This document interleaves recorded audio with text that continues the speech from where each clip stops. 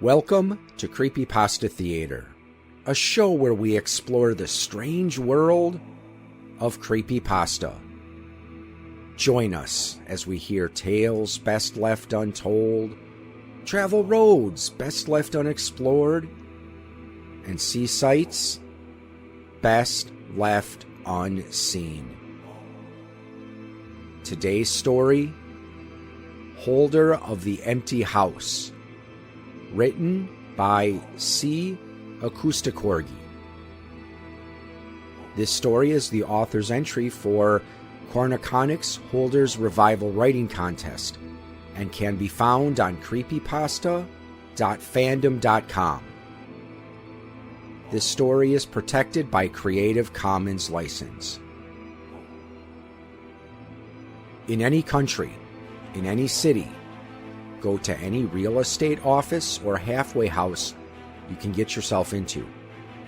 If, upon entry, a receptionist is present, turn away and do not look back if you value your freedom. They know what you plan to do, and they have known for some time. If no receptionist is present to take your inquiry, step toward the desk, look to the ceiling, and ask this to the vacant air. Was it always empty? This will reveal you as a jackass to anyone present. Don't worry, you're just being honest. When you look down on the desk before you, you will see a small, pale, metal blue key. Keep it on you. Do not lose it. Do not let it be stolen. Do not let others, even your loved ones, convince you that it is anything but a pale blue metal key. Then you must leave. Go home, rest, do whatever you like, and try not to think about it. Go about your life as you did before, whatever it is that you call life, given what you do. Try not to think about it. The more you think about it, obsess over it, the longer it will take. Afterwards will come a day when you are traveling alone and you will pass a vacant house. Something like a shock, a brutal chill, will rake its fingers across your spine as you grow in certainty that you are being watched by something from those two windowless black holes in the front of the house. You may deny it, but if you are certain of these feelings, step forward, step toward the door, stand before the first threshold. Insert the pale blue key, turn the knob, and enter. If the key does not fit the lock, or you find that someone is inside the building, you must leave. Without the door having even been pushed open, within the width of a blink, your surroundings have changed. You stand before what to most seekers will be their childhood home. In your hand is a tool, burning. Recognize this place or not, this is where your soul was born. Set it ablaze. Trying to save or warn anyone inside the building will ensure that you never see beyond the first threshold. Then run, lest you become connected to the act. Run. Run as far as you can until you collapse. When you awake, your head will rest on the steps of the vacant house. Before you, the second threshold. Ask the doorway, what happens when they all return? And it will open for you.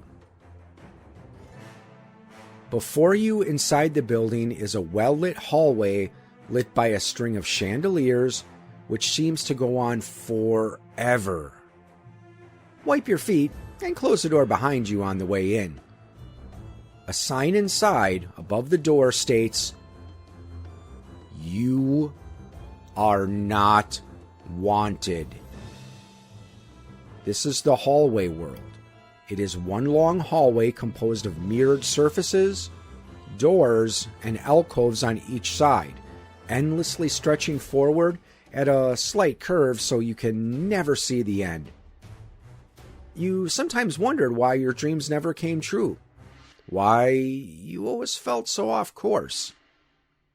This was where that focus, that attention, that happiness was stolen to, sold to the well-dressed fools who saunter in and out of doorways around you.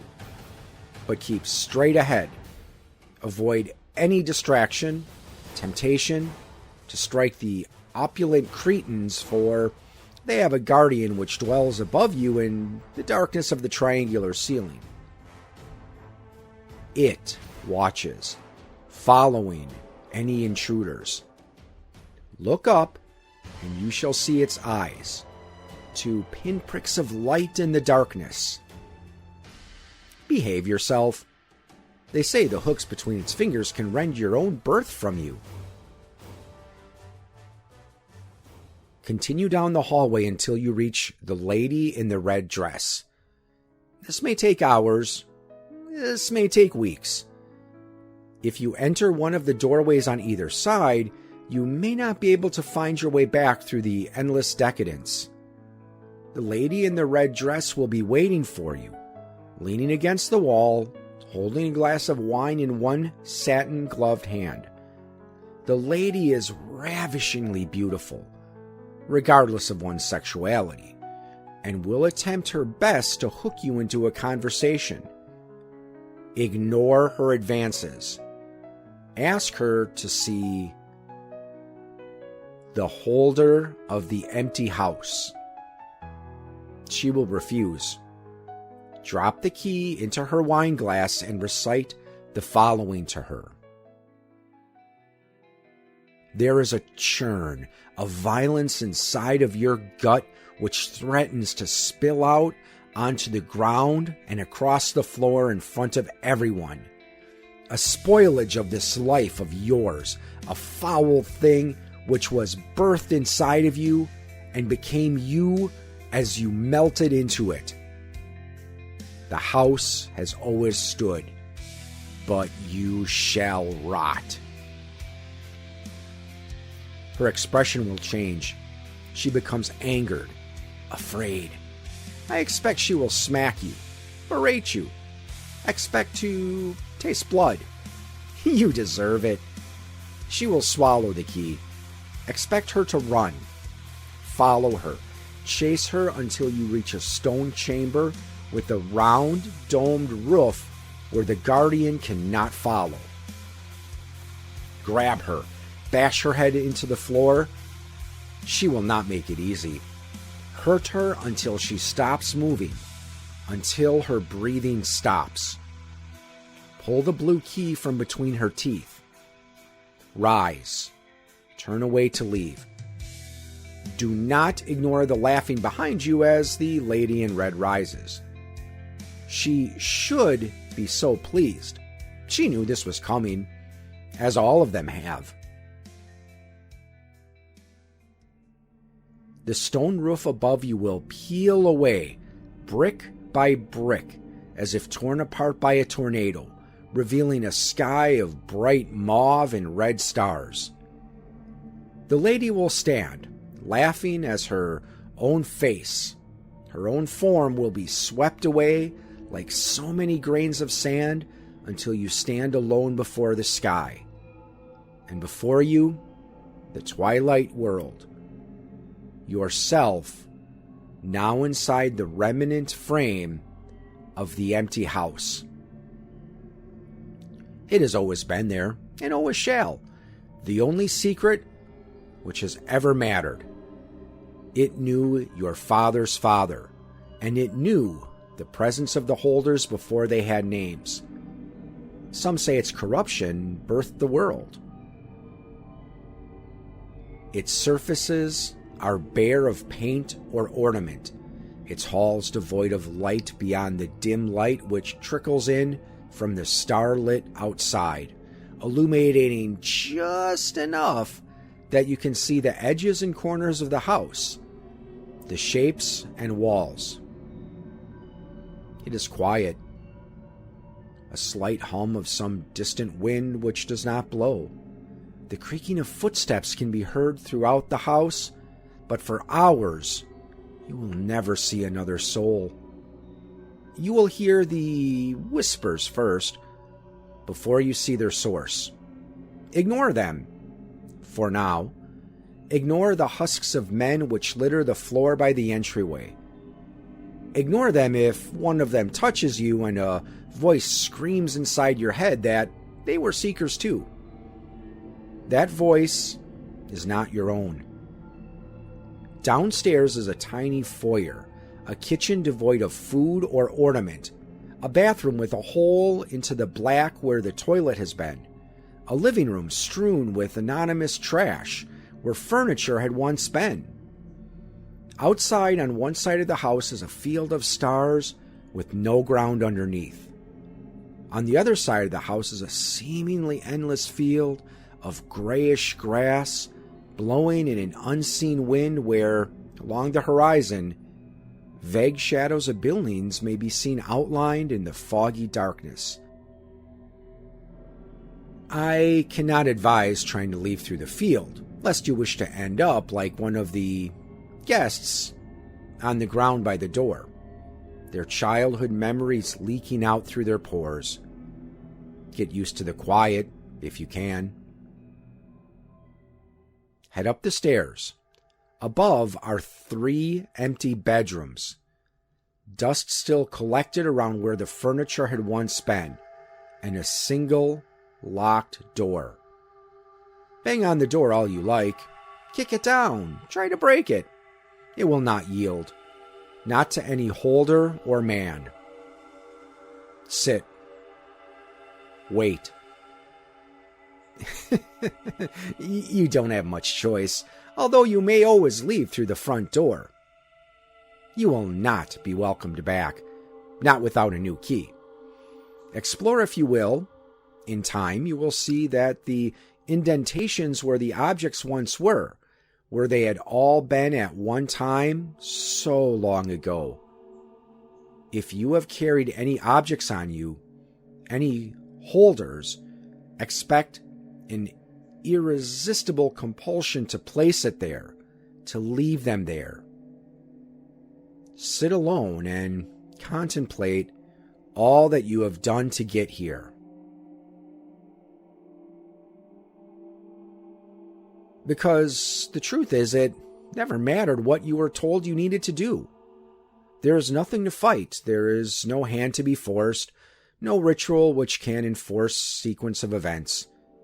The empty house must choose, and it takes its time. Many seekers have come before you, and many have left or died. Some may be found in the furthest corners of the house, huddled into a fetal position, unwilling to leave, unable to die. Listen to the whispers.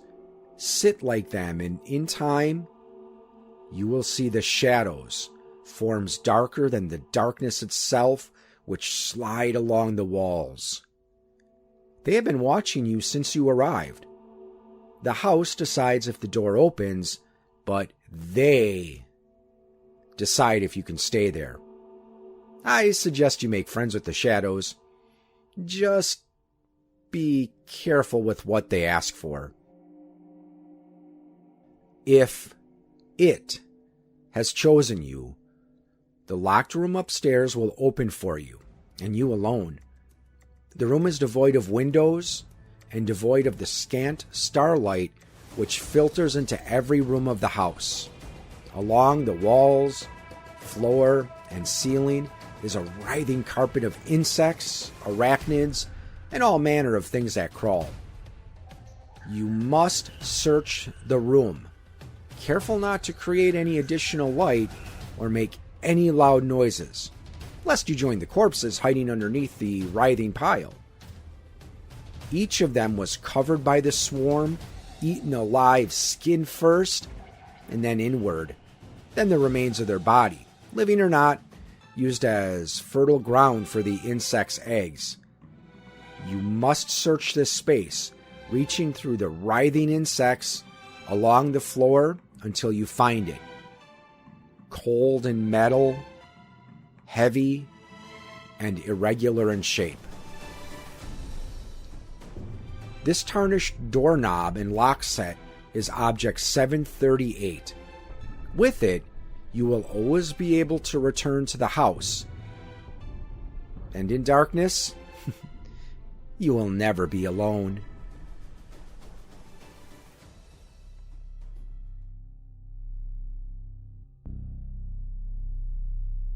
These are the last days, for the 2,000 lost have been found.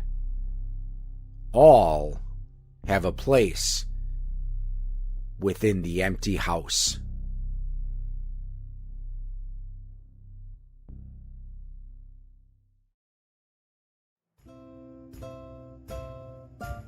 You have been listening to a presentation of Point of Insanity Game Studio.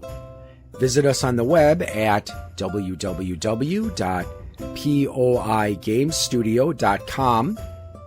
Follow me on most social media sites at POI Game Studio, and check out my music channel on YouTube at Al Seeger Music.